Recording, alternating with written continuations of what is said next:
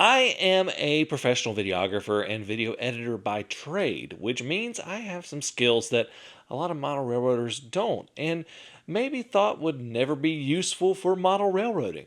I recently got 3 Broadway Limited engines in, including the first Conductors Club locomotive for N-scale. So I thought it would be fun to see if I can make it appear if they are in a realistic environment using my skills in video editing. This should be interesting.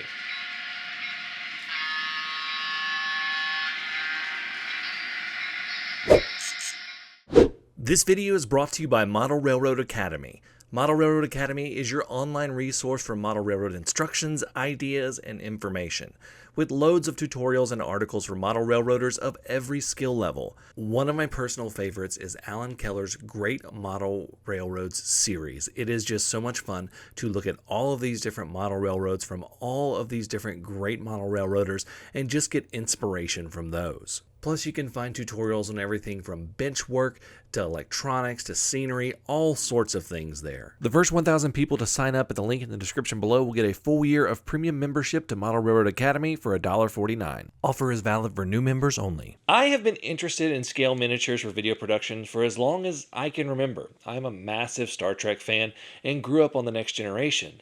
The visual effects and special effects that were in the show were created by Industrial Light and Magic, the company famous for Star Wars, and I learned a lot from watching this and the behind-the-scenes specials.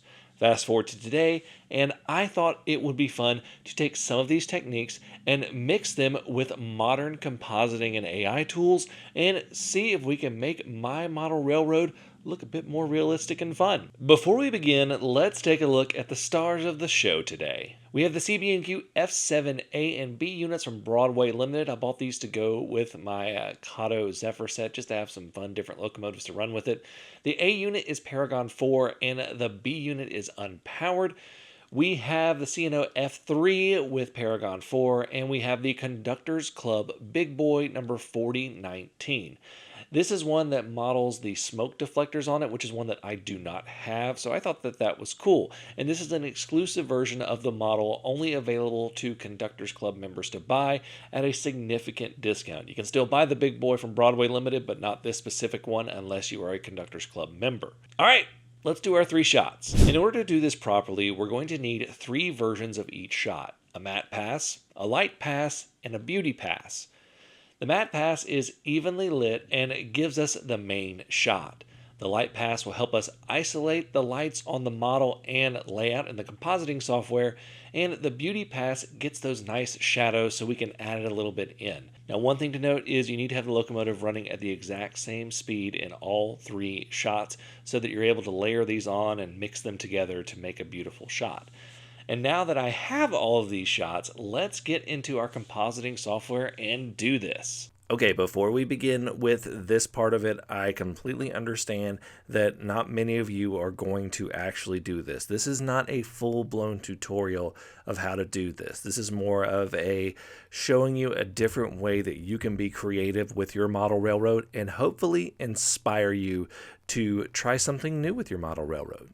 So I'm going to do a new twist on an old trick. Basically, I'm doing a more modernized version of matte paintings. For those of you that don't know, matte paintings are things that they use to put in larger environments in older movies. They were used extensively in movies like Star Wars, Dune. A lot of the big scenes you saw, there were some matte paintings in them. So what I'm doing basically here is I'm exporting stills of the empty scene that I have right here, and I'm just getting those out. And what we're going to do is we're going to take these into Photoshop. Now, I'm using the entire Adobe Creative Suite, so if you have experience with this, you can do this. Now, Adobe has a feature called generative fill. It's relatively new, and basically you can use AI to fill in areas of a shot. So I'm going to take the lasso tool and basically just select an area, and then there's a little icon here that says generative fill, and then I'm going to type in what I want. So it may take you a couple times to type it in just right, but we're going to try and do an overlay extension of this scene.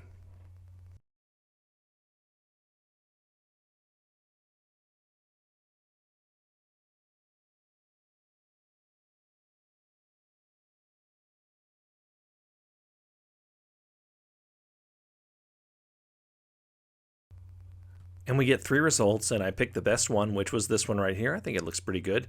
And then we're going to go through the same process through the rest of the thing. We're going to replace the sky. We're going to replace some backdrops. It takes a little bit of guessing and checking to do this, but I'm just going to keep filling in until I get what's right. Sometimes I need to do a little bit of painting and coloring out and erasing, but I'm going to basically get to the point where I have exactly what I want.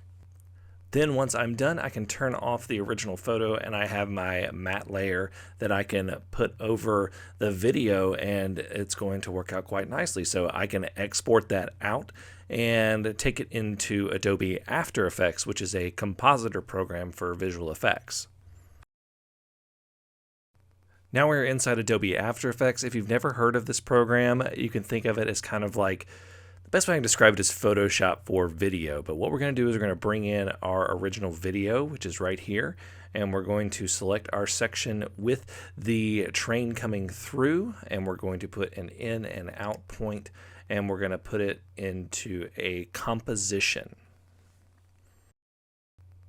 Now it's about to get real complicated. You're about to see me do a lot of stuff, but basically I bring in the image and lay it over top of it, and then I can test everything through. And then the next thing I do is I bring in the light pass version of the shot and I line it up perfectly. And then I turn on what is called screen mode, which will take all the black and make that see-through basically. And then once I have done that, I can bring in the beauty pass and add a little bit of shadow. And typically what I do with that is I just barely put it in there so it just has a little bit of shadow. That way it doesn't look really awkward. But you can see I'm putting in the beauty pass now, and I just kind of mask it out a little bit better. That's what that little shape I'm drawing around right there is. And we're getting to something that is starting to look really good. I've still got a few things left to do, like adding a glow to the light pass and everything just to make it look a little bit better. And I'm doing a little special masking because I don't want the glow on the signal right there, but I do want the glow on the headlight. So just kind of working on it right there. And once I have done all of this, I will have the completed shot. And then the last thing that I need to do is I need to do some tweaking and everything. So I'm just kind of taking the clouds and duplicating the sky, making it look a little bit better. And then I'm also going to take and put what's called an adjustment layer so that I can adjust everything on there and do a little bit of color correction just to make it look a little better, taking some tree sections, filling some stuff in, just doing little tweaks. And then we end up with our shot, which actually looks really good. There's a lot of fine tweaking. I can keep going and going and going forever, but yeah, we ended up with a really good shot that you guys will see at the end.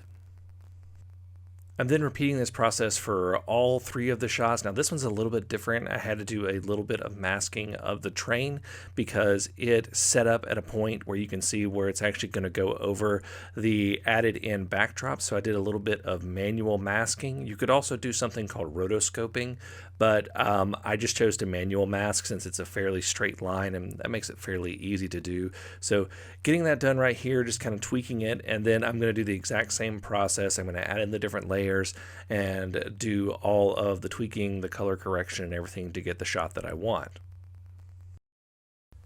Now, just like with every rule, there are exceptions to the rule, and this shot with the Conductors Club Big Boy is going to be an exception. So in-scale big boys from Broadway Limited have a smoke generator in them, and I wanted to try and use the smoke, which means I needed to do a few little tricks. And what I basically needed to do was I needed to be able to get the smoke that was rolling off and have it go over the generated matte background from Photoshop.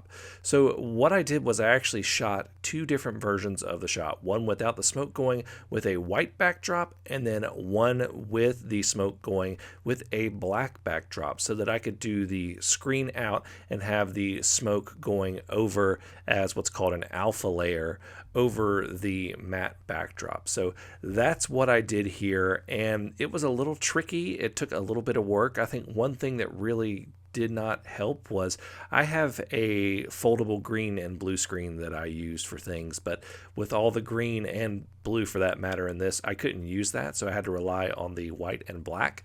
But even though it took a little bit more work, a little bit of manual tweaking to get that smoke to go over the backdrop, it still worked out fairly well, and I'm pretty happy with the way it turned out, and I just had to do some tweaking to get it exactly right.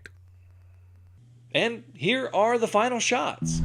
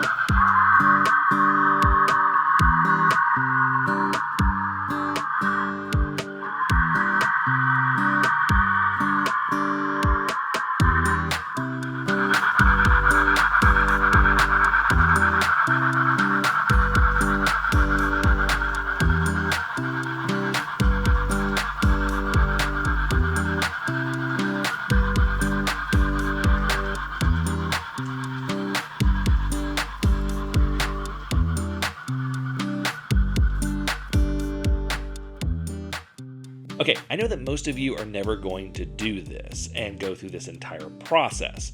It has taken me years to get to the point where I can do this with relative ease. My aim here is to get you to look at your model railroad differently. By showing this process, I hope to inspire some of you to try something new and creative with your model railroad, whether it's photography, videography, or something else. Just remember, this is a creative and fun hobby to have, so have fun. Thank you all so much for watching. Until next time, I'm Jimmy from the DIY and Digital. Stay safe, be kind, and happy railroading.